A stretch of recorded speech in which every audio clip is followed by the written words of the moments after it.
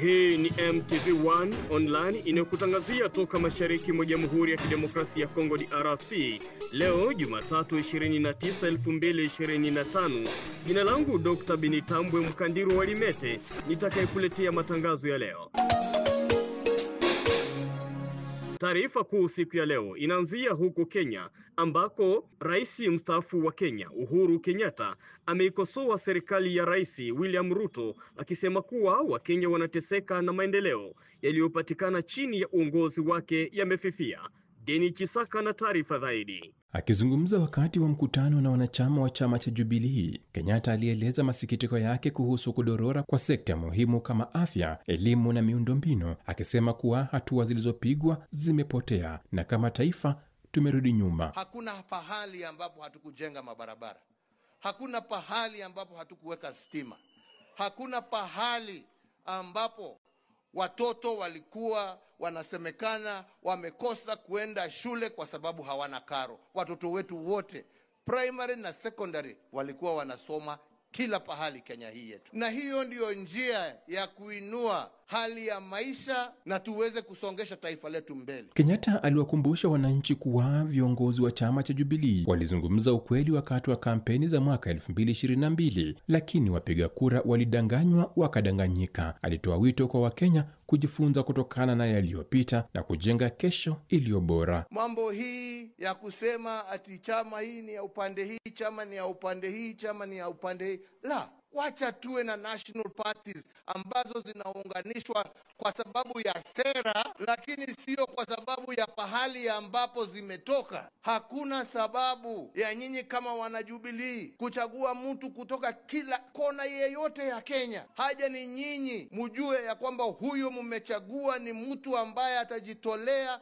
kutendea Wakenya wote pahali popote walipo kwa haki, bila kupora na bila kutenga mtu yeyote. Pia alieleza kuunga mkono kwa dhati vijana wa Kenya, akiwapongeza kwa ujasiri wao na kuelewa wanachokitaka. Kenyatta alitoa wito kwa viongozi wenzake kuwapa nafasi na majukumu vijana hao. Kila mtoto, uwe umezaliwa kwa nyumba ya matope, uwe umezaliwa kwa nyumba ya dhahabu, kila mtu ako na nafasi ya kuongoza taifa hili letu la Kenya. Haja ni apatiwe nafasi, na tunataka sisi iwe chama chetu cha Jubilee ndicho chitapatia Wakenya wote bila kubagua nafasi ya uongozi katika taifa letu la Kenya. Dennis Chisaka, Nairobi. Tukitoka Kenya tunarudi Tanzania, ambako wananchi wa kata la Machinjoni manuspa ya Kigoma Ujiji waliobomolewa nyumba zao zaidi ya 200 ili kupisha utekelezaji wa miradi wa KIZES mkoani Kigoma wamemuomba mgombea ubunge jimbo la Kigoma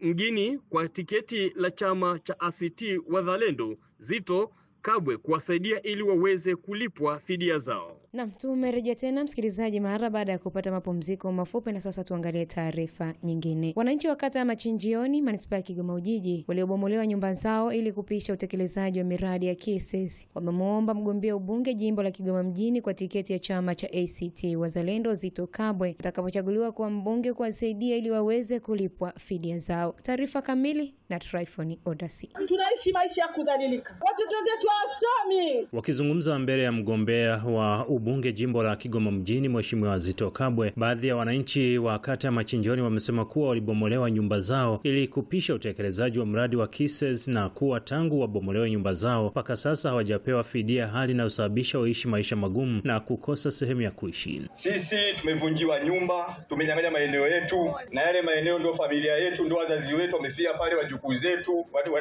babu zetu wamechukua maeneo yetu na kuvunja nyumba za wananchi. Sisi na familia yetu, watoto, wazazi wetu, mabibi zetu hawana sehemu ya kuishi. Kwa uwezo wa Mwenyezi Mungu wakatuletea maji, wakatuletea barabara, wakatuletea umeme, pia wakatuletea namba za kwenye majumba yetu. Lakini cha maajabu tukaletewa notisi kwamba tuhame ndani ya siku 15. Sisi ni watu wa maeneo yetu ya asili, makaburi ya babu yetu, ya bibi zetu yako pale.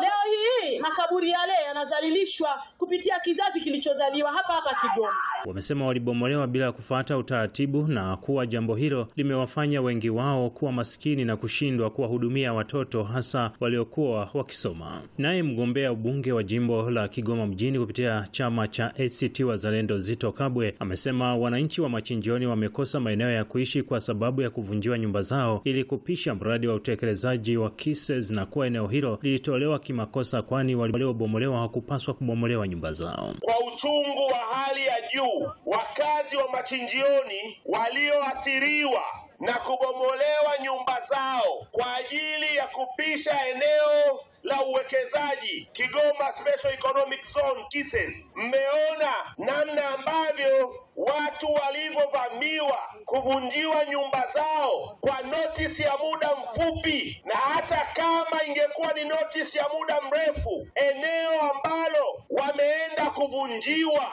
halikuwa eneo la KISES, kwa sababu mimi nilivyokuwa mbunge wa jimbo la Kigoma Kaskazini, eneo la KISES tulilotenga kwa mujibu wa sheria ni ekari 1,600 tu. Nimeambiwa baadaye eneo lile liliongezeka mpaka ekari 1,700, lakini eneo ambalo nyumba zilivunjwa mwezi Januari mwaka 2023 ni eneo la ziada la ekari 250 ambalo halikupitishwa kwenye mpango wa KISES. Watu ambao zaidi ya nyumba 300 zilivunjwa, watu ambao ni zaidi ya kaya 500 zilizokuwa zinaishi kwenye nyumba hiyo, watu ambao ni zaidi ya watu 2,000 ambao mmeathiriwa, mmeondolewa kwenye nyumba zenu mlizojenga kwa jasho lenu, na serikali ikawapa vibali vya ujenzi, serikali ikawaletea maji, serikali ikawaletea umeme.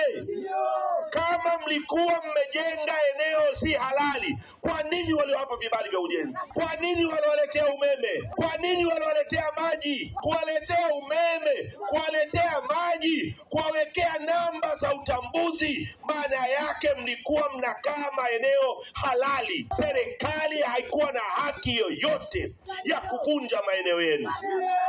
Naye mgombea udiwani wa kata ya Machinjioni amesema miongoni mwa mambo yanayorudisha nyuma maendeleo kwa wananchi ni pamoja na barabara, hali inayosababisha shughuli za usafiri na usafirishaji kuwa mgumu. Ni kiripoti kutoka kata ya Machinjioni, manispaa Kigoma Ujiji. Mimi ni Tryphon Odas wa JFM. Tukitoka Kigoma Tanzania, tunakwenda hadi Goma ambako wana mapinduzi wa M23 wakerwa na mauaji inayoendelea wilayani Beni na wilayani Lubero. FM Kabasha.